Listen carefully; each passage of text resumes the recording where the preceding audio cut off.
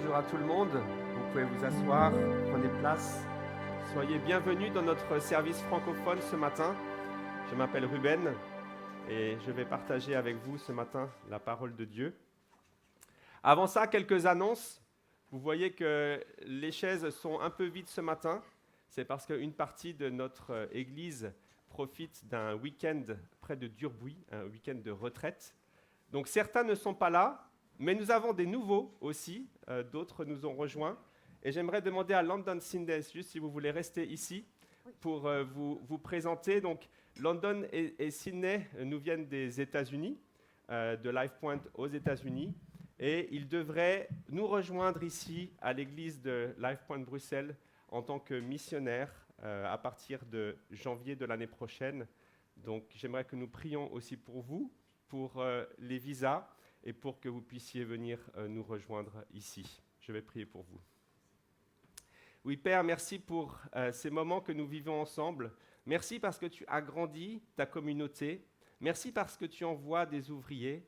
Merci pour London et Sydney qui sont là ce matin, qui nous font la joie de louer ton nom, qui nous font la joie de participer au groupe de musique ce matin. Et nous te prions pour que tu puisses permettre qu'ils puissent nous rejoindre ici, que le processus des visas se passe comme nécessaire et qu'il puisse être une bénédiction pour notre assemblée ici. Je te prie cela au nom de Jésus. Amen. Merci. Et puis encore une autre annonce pour dimanche prochain. Donc dimanche prochain, nous allons reprendre notre série dans 1 Samuel. Et puis il y aura aussi à la fin le repas d'église.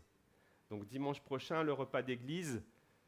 Normalement, c'est Éléonore qui est en charge de ça, donc n'hésitez pas à la contacter cette semaine pour le repas d'église de dimanche prochain.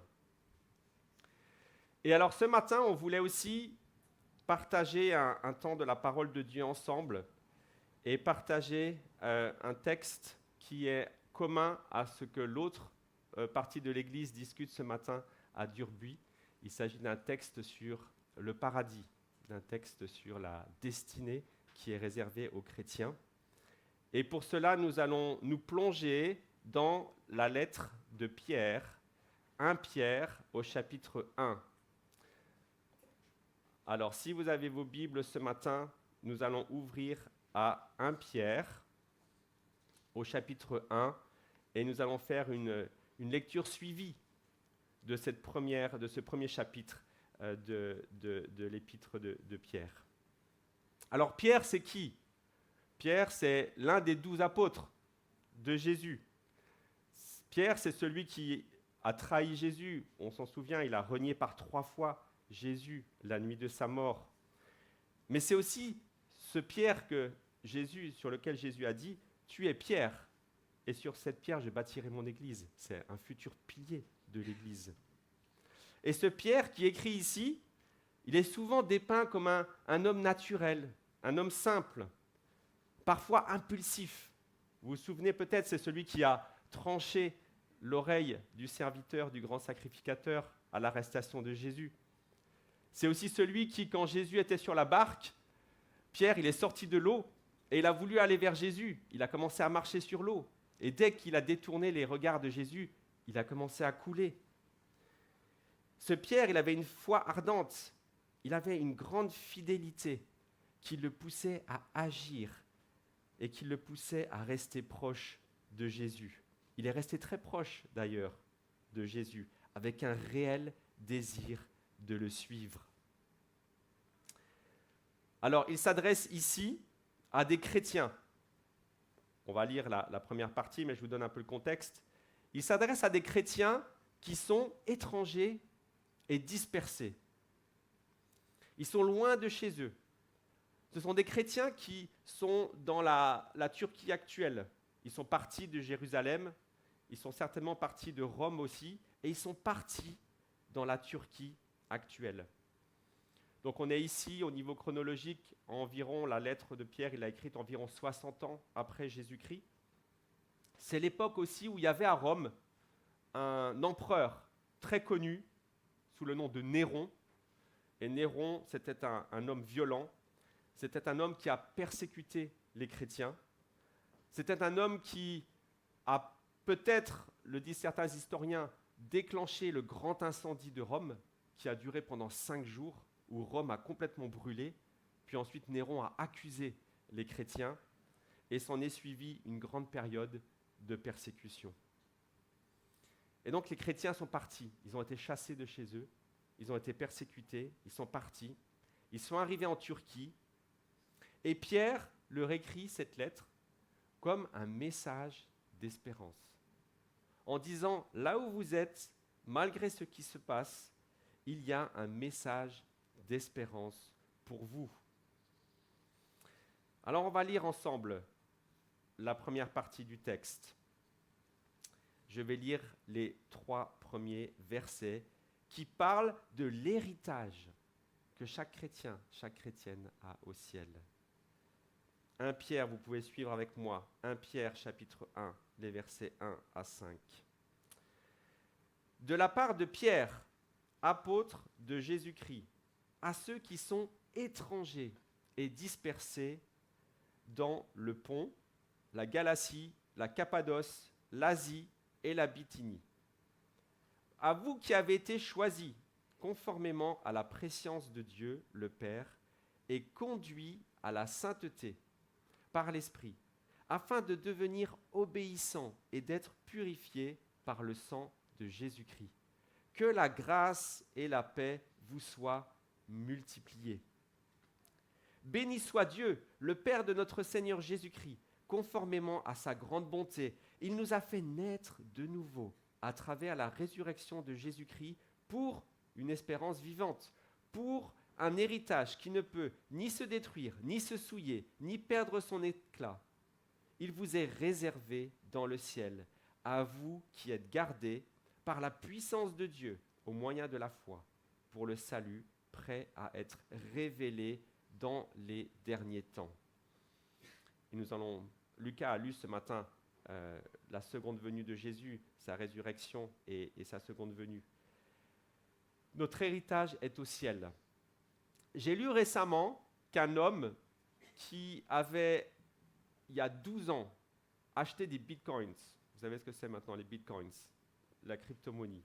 Il y a 12 ans, il avait acheté ces bitcoins, il en avait acheté 1000, et pour une valeur de 800 000 euros. Il les a réactivés maintenant. Et évidemment, maintenant, le taux a monté. Maintenant, ces 1000 bitcoins valent 117 millions d'euros.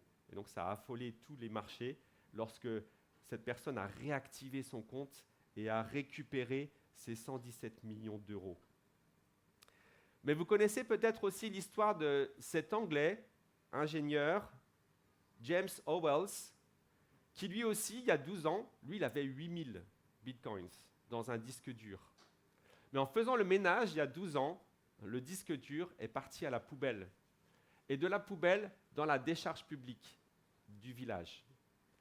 Et aujourd'hui, ces bitcoins valent 900 millions d'euros. Le seul problème, c'est qu'ils sont enfouis sous terre dans la décharge publique. Et ça fait maintenant plusieurs années que James Howells essaie de récupérer son disque dur. Il a fait des démarches auprès de la mairie pour fouiller la décharge publique. Il a fait appel à la NASA pour repérer le disque dur dans la décharge. Et il consacre maintenant toute son énergie et toutes ses économies à retrouver le disque dur enfoui dans la décharge publique. Un disque dur qui vaut 900 millions d'euros. Alors, quelle est la morale de ces deux histoires? Qu'est-ce qu'on peut retenir de ces deux histoires? Peut-être acheter des bitcoins, ça peut être. Ou faites attention quand vous faites le ménage. Non, je pense que la morale de cette histoire, c'est que tout, absolument tout sur cette terre va disparaître. Même ce qu'on pense être de la crypto-monnaie, même ce qu'on pense être incorruptible, tout, absolument tout, va disparaître. Il y a deux choses intéressantes ici dans la manière dont Pierre appelle ces chrétiens. Il les appelle d'abord dispersés et étrangers. Et donc on a dit qu'il s'adresse aux premiers chrétiens, mais à nous aussi. Cette lettre, elle est pour nous aussi. Et la Bible est claire sur le fait que tout va disparaître. Chrétiens ou non chrétiens, maison ou pas de maison, travail ou pas de travail, tout va disparaître. Et la Bible est claire aussi sur notre destinée, que nous soyons non chrétiens ou que nous soyons chrétiens. Et lorsque nous sommes chrétiens, la Bible est claire que nous appartenons au royaume de Dieu. Ce qu'a lu aussi ce matin Lucas, nous appartenons au royaume de Dieu.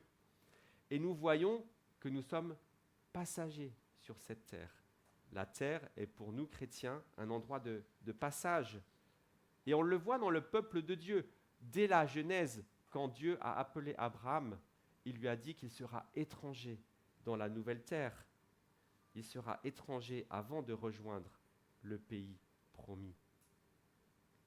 Alors si vous êtes chrétien ce matin, vous faites partie de la famille de Dieu. Vous faites partie de ce royaume. Et comment devient-on membre de la famille de Dieu? C'est simple. Premièrement, on entend l'évangile. Deuxièmement, on confesse nos péchés. Et troisièmement, on met notre foi en Jésus-Christ. Et dès lors, nous sommes nés de nouveau et nous appartenons à ce royaume de Dieu dans lequel l'héritage dont on vient de parler nous est promis. Alors Pierre appelle ces chrétiens étrangers et dispersés, mais il les appelle aussi choisis par Dieu conformément à la prescience de Dieu le Père. Alors la prescience, ça veut dire quoi? La prescience, ça veut dire ce que connaissait Dieu d'avance, son plan, ce qu'il avait prévu d'avance pour nous. Et comprenez que Dieu vous a choisi d'avance pour que vous soyez sauvés, pour que vous deveniez ses enfants adoptifs. Si vous êtes chrétien ce matin, vous êtes étranger sur cette terre, mais vous avez été choisis par Dieu, non pas pour vivre sur la terre, mais pour vivre au ciel, pour vivre éternellement dans la présence de Dieu, dans la présence avec Jésus.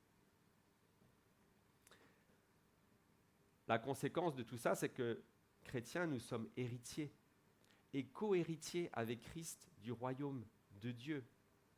Et donc Pierre, au verset 4, il parle d'un héritage qui ne peut ni se détruire, ni se souiller, ni perdre son éclat, et qui nous est réservé dans le ciel. Et c'est bien comme ça que fonctionne un héritage, n'est-ce pas?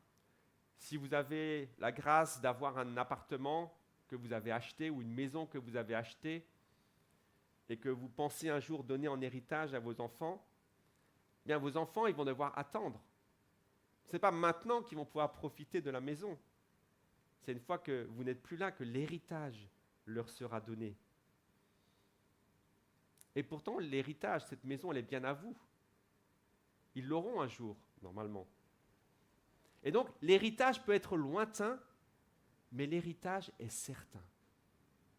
L'héritage peut être lointain, mais néanmoins, il est certain. Et c'est bien ça qu'on appelle l'espérance chrétienne. C'est celle de pouvoir profiter d'un monde nouveau, futur, et véritablement réconcilié avec Dieu. Alors, quelques mots sur le paradis. Comment c'est le paradis? Comment ça se passera, la vie au ciel?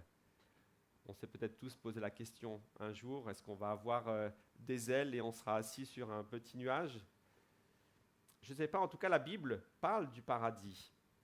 La Bible en parle notamment dans le livre de l'Apocalypse. Je vais vous donner quelques notions ici de ce que dit l'Apocalypse sur le paradis. L'Apocalypse parle d'un nouveau ciel et d'une nouvelle terre. Un royaume où il n'y a plus de larmes, plus de douleur, plus de tristesse, plus de séparation, car la mort sera vaincue. L'Apocalypse, vous pouvez lire, c'est l'apôtre Jean a eu le privilège de voir et de raconter sa vision de ce que sera le ciel. Il a témoigné de la nouvelle terre, du nouveau ciel qui était rempli de la gloire de Dieu, c'est-à-dire de la présence de Dieu. Dans ce nouveau ciel, il y a la présence de Dieu. Il n'y a plus de nuit, car le Seigneur lui-même est la lumière. Il n'y a plus besoin de soleil, il n'y a plus besoin de lune. Et ici, Pierre, dans notre texte, il ne parle pas de ce que l'héritage sera, mais il parle de ce que l'héritage n'est pas. Alors pourquoi parler comme ça? Parfois, c'est plus facile à comprendre de dire quelque chose que ce n'est pas quelque chose, plutôt que quelque chose que c'est quelque chose. Par exemple, si je dis à Kalen, le salon n'est pas une aire de jeu. Voilà, ça veut dire, le salon c'est autre chose, mais ce n'est pas une aire de jeu. Ou, ta sœur n'est pas un sac de boxe. Ça veut dire, elle est autre chose, mais elle n'est pas un sac de boxe. Donc parfois, il est plus facile d'accentuer la fonction précise de quelque chose en disant ce que ce n'est pas. Et donc l'héritage, ce n'est pas quoi? L'héritage, ce n'est pas quelque chose qui peut se détruire. Ce n'est pas quelque chose qui peut se souiller. Et ce n'est pas quelque chose qui peut perdre son éclat. Rappelons-nous ici que Pierre s'adresse à des chrétiens qui ont tout perdu. Ils sont partis de chez eux, ils ont fui leur maison. Ils ont peut-être fui l'incendie de Rome, comme on l'a mentionné tout à l'heure. Ils ont perdu leur maison, ils ont perdu leur terre. Leur héritage a été emporté par les flammes.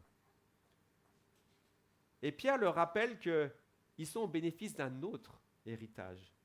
Un héritage éternel qui ne peut pas se détruire et qui ne peut pas être emporté par les flammes. Alors peut-être ce matin, vous aussi qui êtes ici, vous avez perdu quelque chose de précieux. Peut-être vous avez dû partir de votre pays. Peut-être vous avez dû laisser votre maison, votre famille. Peut-être vous avez perdu quelqu'un de cher, un frère, une mère, une sœur. Peut-être vous avez perdu toutes vos économies, comme James Howells et ses bitcoins. Mais rappelez-vous que en acceptant Jésus comme votre sauveur, vous avez aussi accès à cet héritage qui ne peut ni se détruire et ni perdre de sa valeur.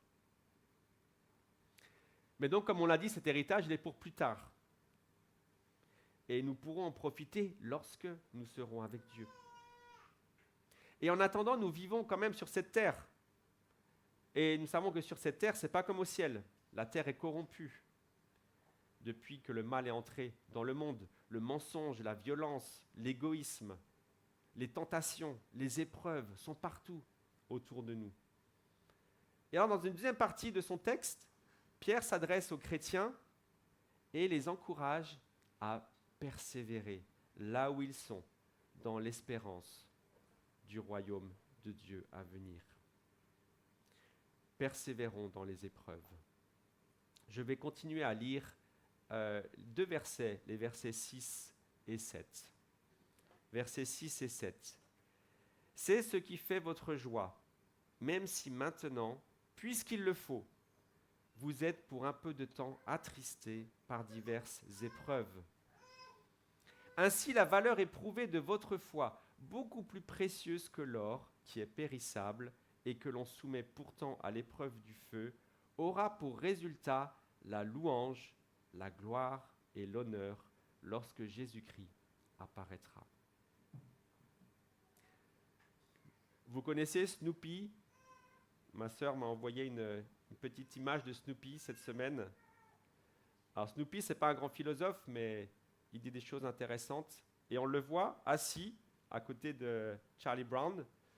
Et Charlie Brown lui dit, « Un jour, nous allons tous mourir. » Et Snoopy lui répond, « Oui, mais tous les autres jours, nous allons vivre. » Et je pense que cette citation, elle nous rappelle que nous sommes sur terre tous les jours et nous vivons sur terre tous les jours, avec les joies, avec les difficultés, avec les épreuves, avec les tentations, avec les réconciliations.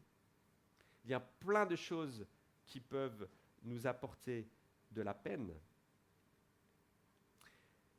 Et j'ai une bonne nouvelle et une mauvaise nouvelle pour vous ce matin. La moins bonne nouvelle, c'est que les épreuves font partie de la vie et nous les traversons tous, que nous soyons chrétiens ou non chrétiens. Personne n'est épargné. Les chrétiens auxquels Paul s'adressait ici étaient eux-mêmes persécutés. Ils étaient exilés, loin de leur patrie. Et peut-être que vous aussi ce matin, vous vous sentez exilés, loin de chez vous, et vous comprenez ce sentiment. Et en plus, ces chrétiens, ils passaient par des difficultés, par des persécutions. Et nous aussi, aujourd'hui, chrétiens, il y a des difficultés. Il y a aussi des persécutions.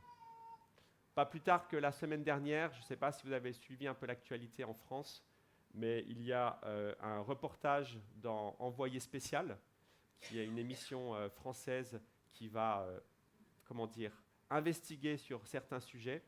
Et puis là, le sujet était sur les évangéliques, les chrétiens évangéliques de France. Et le titre était « Des chrétiens évangéliques pas si angéliques », point d'exclamation. Et donc tout le reportage, en fait, caricaturait les chrétiens évangéliques sur le rigorisme religieux et sur ce que les évangéliques tentaient, en fait, de faire pour témoigner de leur foi. Et donc, évidemment, les protestants chrétiens évangéliques de France ont été déçus par ce reportage. Le CNEF, qui est le centre, le comité national des chrétiens évangéliques de France, a fait un communiqué que vous pouvez trouver sur leur site. Mais voilà, vous voyez qu'il y a de toute manière toujours des persécutions, même encore aujourd'hui, de diverses manières. Et vous voyez ici comment Pierre rappelle la perspective éternelle. Il nous montre la perspective éternelle de notre héritage pour que nous vivions mieux ou pour que nous vivions d'une manière vivante les épreuves temporaires de notre vie sur terre. Il y a un objectif vers lequel nous allons. En attendant, nous avons à vivre sur cette terre. Pierre fait une comparaison intéressante. Il compare la foi chrétienne à de l'or que l'on soumet à l'épreuve du feu. Alors l'or, c'est intéressant parce que l'or est utilisé de deux manières. Le feu est utilisé avec l'or de deux manières. Tout d'abord, traditionnellement, on met l'or dans le feu. Pourquoi ? Parce que ça fait fondre l'or, ça fait remonter les impuretés, et alors on peut enlever les impuretés qui remontent à la surface. On est obligé de fondre l'or pour en retirer les impuretés. Première chose, première application. Deuxième application du feu avec l'or, on approche l'or du feu, d'une flamme, et on peut observer que si ça ne change pas de couleur, c'est de l'or authentique. Vous voyez, une deuxième épreuve. On approche l'or du feu, si elle ne change pas de couleur, c'est de l'or authentique. Et comme l'épreuve du feu révèle la vraie nature de l'or, les épreuves de la vie révèlent la vraie nature de notre foi. Je vais redire ça. Comme l'épreuve du feu révèle la vraie nature de l'or, les épreuves de la vie révèlent la vraie nature de notre foi. Job, qui a beaucoup eu d'épreuves dans sa vie, a dit cela en Job 23, verset 10. « Il sait néanmoins, il parle de Dieu, il sait néanmoins quelle voie j'ai suivie. Quand il m'aura mis à l'épreuve, je sortirai pur comme l'or. Lorsque Dieu m'aura mis à l'épreuve, je sortirai pur comme l'or. » Dans son malheur, Job avait la certitude qu'il sortira grandi de son malheur. Non pas parce qu'il était bon, non pas parce qu'il pouvait faire quelque chose, qu'il méritait quelque chose, mais par la seule grâce de Dieu et la promesse que Dieu tient tout dans sa main. Alors une application pour nous par rapport à ça, j'aimerais vous poser la question, quelle est la dernière fois que vous êtes passé par l'épreuve? Réfléchissez à la dernière fois que vous avez été mis à l'épreuve. Et est-ce que cela vous a plutôt éloigné de Dieu ou plutôt rapproché de Dieu? Est-ce que cela a plutôt renforcé votre foi ou est-ce que cela l'a plutôt détruite? Dans l'épreuve, nous apprenons 3 vérités importantes. Et c'est pour ça que l'épreuve est nécessaire. La première vérité que nous apprenons dans l'épreuve, c'est que nous sommes faibles, tout simplement. Nous n'avons rien pour nous, nous sommes faibles. Donc la deuxième vérité, c'est que nous avons besoin d'aide. Et la troisième vérité, c'est que seul Dieu peut nous apporter son aide. Et regardez comment se termine le verset 7. L'épreuve du feu aura pour résultat la louange, la gloire et l'honneur lorsque Jésus apparaîtra. Et c'est vrai que lorsque nous sortons de l'épreuve, la seule chose que nous voulons faire, c'est courir à Jésus, le remercier, lui rendre gloire pour ce qu'il nous a permis de traverser, mais encore plus pour ce qui nous a permis de sortir victorieux de l'épreuve. Je continue au verset 8. Vous l'aimez sans l'avoir vu, vous croyez en lui sans le voir encore, et vous vous réjouissez d'une joie indescriptible et glorieuse, parce que vous obtenez le salut de votre âme pour prix de votre foi. Lorsqu'on met notre confiance en Jésus, lorsqu'on accepte Jésus comme notre Sauveur et Seigneur, nous faisons un acte de foi. Nous croyons en Jésus sans le voir physiquement, n'est-ce pas? Alors bien sûr, on a la Bible, on a la parole de Dieu, bien sûr, on a l'Esprit de Dieu qui nous parle, mais nous ne voyons pas physiquement Dieu. Mais nous savons aussi que ce n'est pas parce que nous ne voyons pas les choses qu'elles n'existent pas. Il y a plein de choses autour de nous que nous ne voyons pas et qui existent. L'univers est rempli de choses que nous ne voyons pas et qui existent. Ce qui existe n'est pas déterminé par ce qu'on voit. Il y a une réalité au-delà de ce que nous voyons.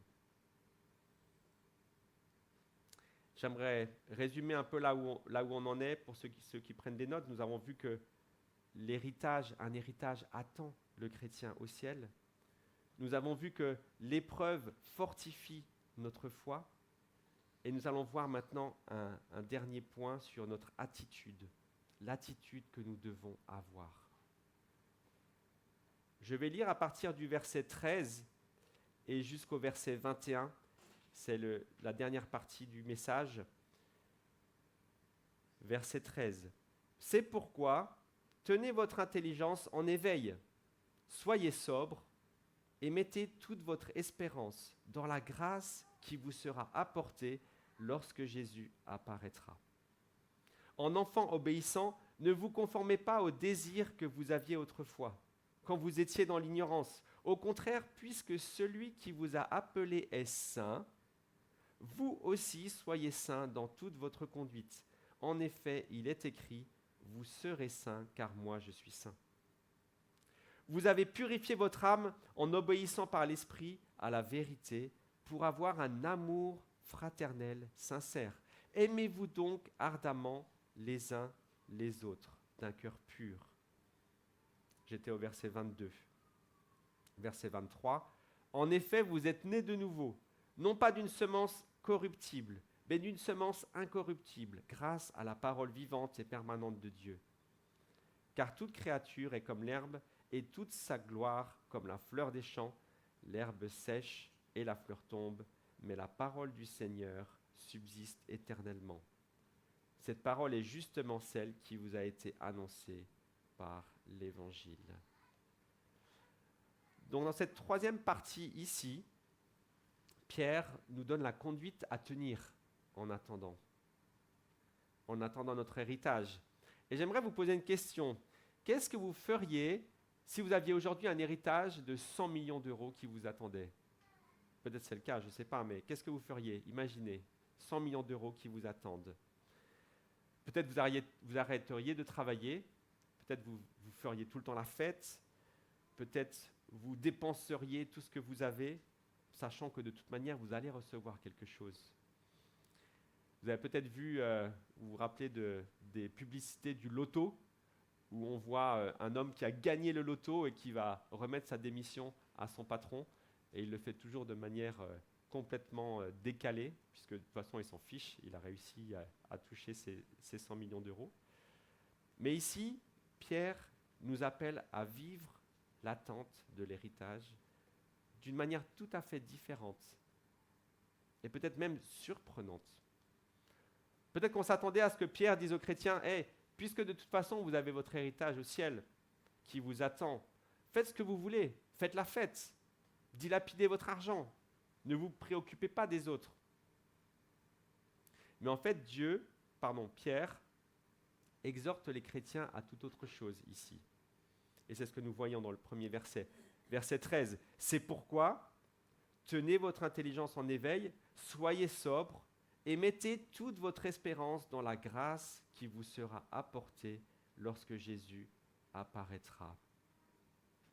Il est toujours intéressant, quand on fait l'étude de la Bible, de regarder les mots de connexion.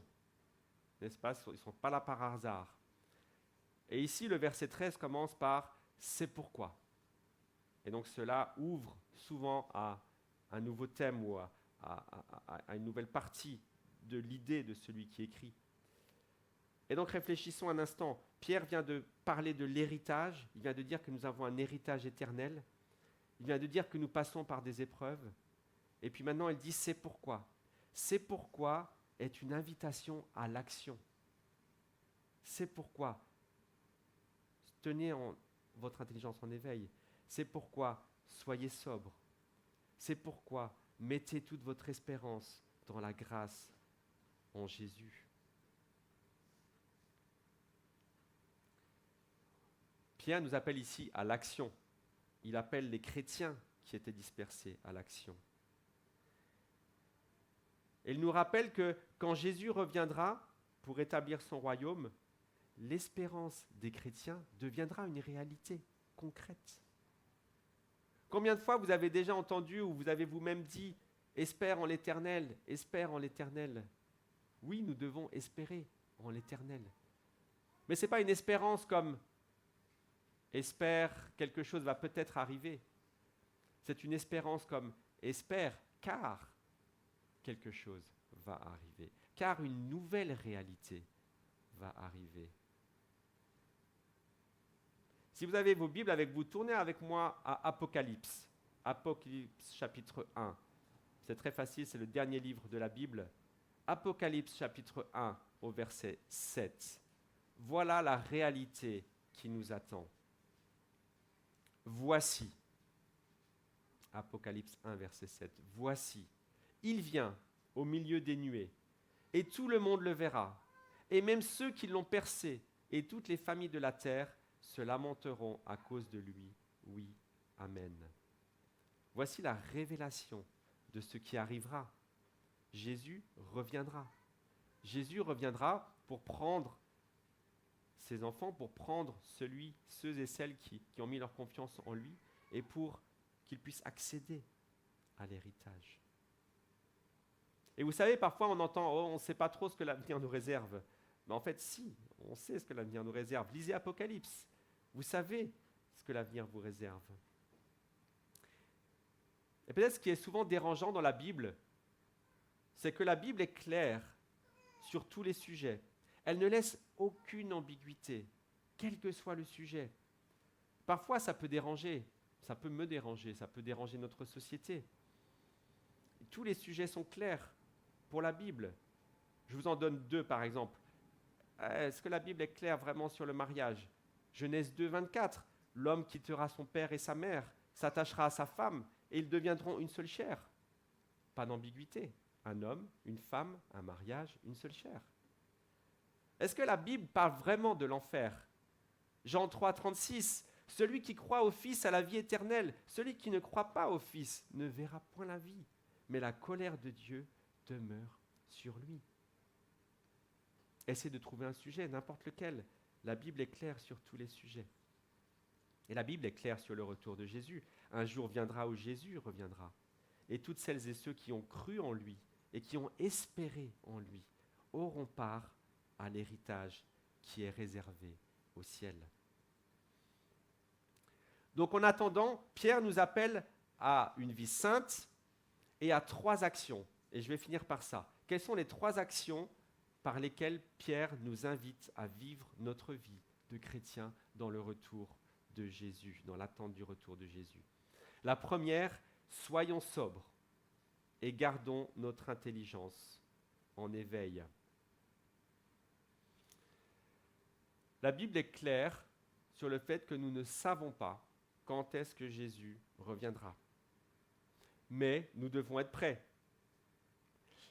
Et Jésus a fait plusieurs illustrations du royaume de Dieu, mais il y en a une en particulier sur l'attente.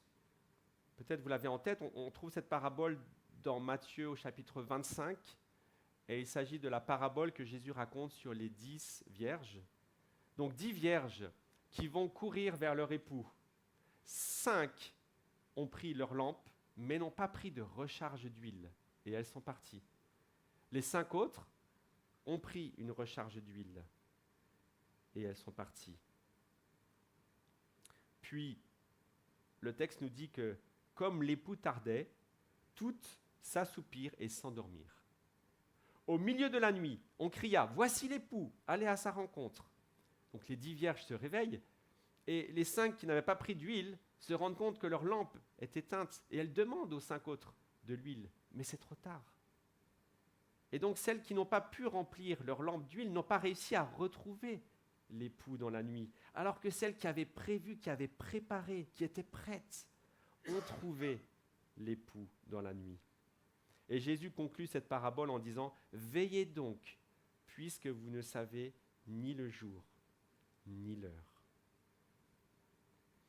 Alors, application concrète pour nous, comment veiller ? Ça veut dire quoi veiller ? Est-ce qu'on doit tous avoir une lampe avec de l'huile prête ? C'est une image, bien sûr. Mais je relève 3 choses que Dieu nous appelle à faire en attendant. Premièrement, rester proche de Jésus, dans la prière, dans la lecture de la Bible. Deuxièmement, soyons actifs dans notre communauté, proches de nos frères et sœurs. Et troisièmement, soyons actifs dans la proclamation de l'Évangile. Veillons, gardons notre intelligence en éveil, soyons sobres dans l'attente du retour de Jésus. Donc première action pour nous, celle-ci, soyons sobres. Deuxième action, verset 14, ne vous conformez pas aux désirs que vous aviez autrefois. Encore une fois, ici, la Bible est claire sur l'ancienne nature du chrétien et la nouvelle nature du chrétien. L'ancienne nature guidée par le péché, la nouvelle nature guidée par l'Esprit de Dieu, dans la grâce de Jésus.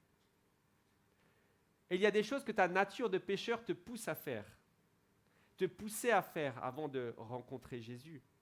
Et il y a des choses que l'Esprit qui t'a racheté te pousse à faire, car Jésus est vivant et Jésus est présent. Et donc ta vie se traduit par un renouveau, par le fruit de l'Esprit. Ta vie se traduit par la patience, par la bonté, par l'amour, par la paix, par la vérité. Tout ça sont le fruit de l'Esprit qui te pousse à agir différemment. Ne vous conformez pas aux désirs que vous aviez autrefois. Troisième chose, aimez-vous donc ardemment les uns les autres d'un cœur pur. Voici la troisième action que nous sommes appelés à faire. Nous aimer les uns les autres d'un cœur pur. Vous voyez, il ne s'agit pas juste de s'aimer les uns les autres. Il y a un moyen ici d'un cœur pur. En effet, vous êtes nés de nouveau.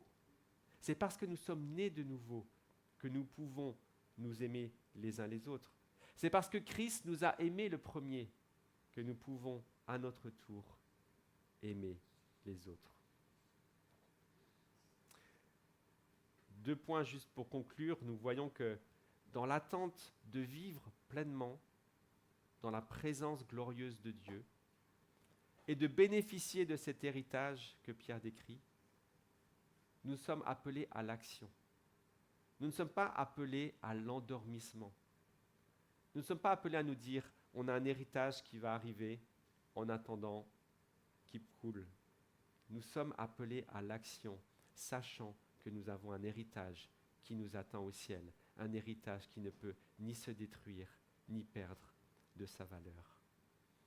Et donc nous sommes appelés, chrétiens, à témoigner de la bonne nouvelle de Jésus, afin que le plus grand nombre puisse bénéficier de ce même héritage. Cet héritage, il est pour celle ou celui qui place sa confiance en Jésus. Et Dieu appelle chacun à le suivre. Et donc nous sommes appelés à partager la bonne nouvelle, pour partager cet héritage avec le plus grand nombre. Voilà ce que Pierre a voulu dire aux chrétiens de Turquie, et voilà ce que Pierre nous dit encore aujourd'hui à nous qui sommes ici à Bruxelles. Je vais prier. Oui, Père, merci à nouveau pour ta parole. Merci parce qu'elle nous éclaire. Merci parce qu'elle nous fortifie. Merci parce qu'elle nous sonde.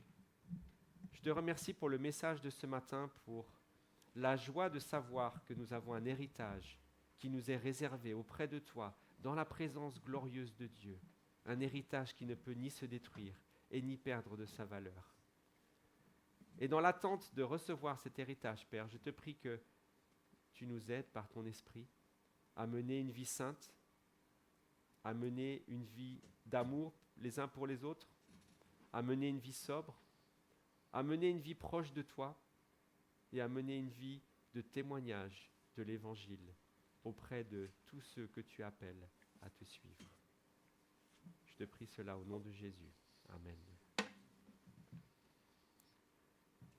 Nous allons encore chanter un chant et puis Lucas va